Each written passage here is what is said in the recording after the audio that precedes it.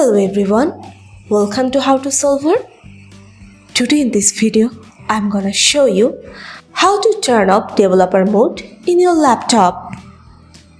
Before starting the video, please subscribe to How to Solver. So, let's go.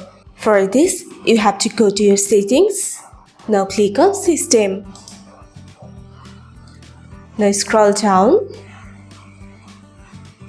Here you can see for developers. You have to click on this. Now you can see here developer mode. You have to turn off this button.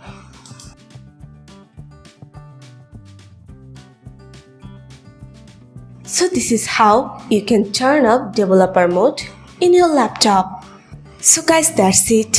You can do this. I think this video is very helpful to you. If it was, then give a thumbs up and hit the subscribe button. And thanks for watching.